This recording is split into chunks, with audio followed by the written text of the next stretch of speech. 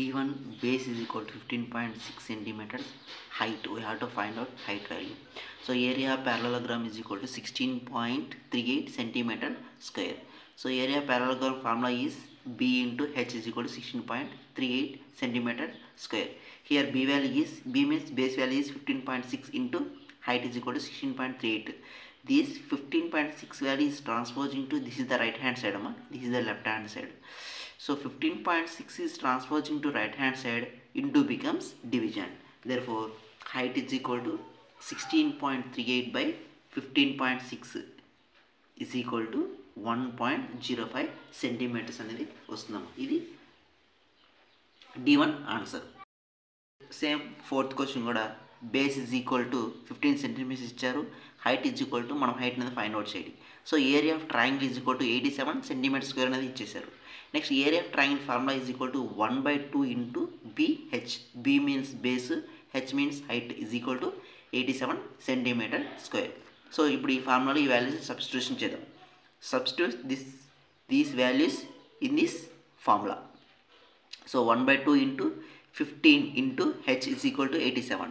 ఇక్కడ చూడన్నా డైరెక్ట్ ఈ టూ వాల్యూస్ను ఇక్కడ సైడ్ తీసుకెళ్తాం. This is first 1/2 is transpose into right hand side. ఇక్కడ ఏంటంటే ఇక్కడికి వెళ్తే డివిజన్ అవుతుంది, డివిజన్ డివైడ్ బై 2 వస్తుంది కాబట్టి రెసిప్రోకల్ రాసినామంటే ఇది డినామినేటర్ నుంచి సైడ్ వెళ్తే న్యూమరేటర్కి వెళ్ళిపోతుందమ్మ. నెక్స్ట్ ఇక్కడ మల్టిప్లికేషన్ చేస్తుంది కాబట్టి ఇటు సైడ్ వెళ్తే ఇది మన డినామినేటర్లోకి వస్తుంది. This 15 is transpose into right hand side into becomes division అవుతుంది.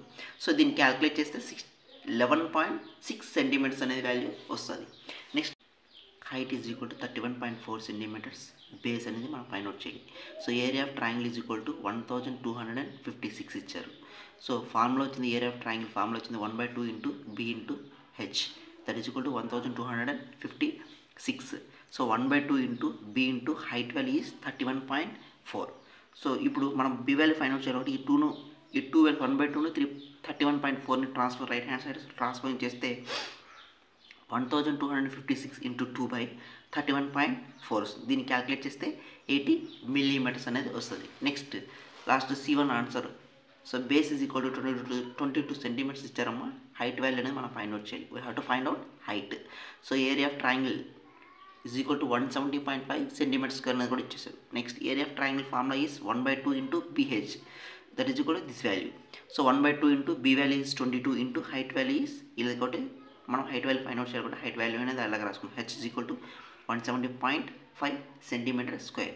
సో దీస్ టూ వాల్యూస్ను ఇక్కడ ట్రాన్స్ఫరింగ్ చేస్తే 170.5 ఇంటూ 2/22 వస్తుంది, డివైడెడ్ బై 22 వస్తుంది. సో దీనికి క్యాన్సిలేషన్ 2:1:2 వస్తుంది. సో 170/11 వస్తుంది. దీన్ని క్యాల్కులేట్ చేస్తే 15.5 సెంటీమీటర్స్ వస్తుందన్నమాట. ఇది మనకు కావాల్సిన ఫోర్త్ క్వశ్చన్ C1 ఆన్సర్.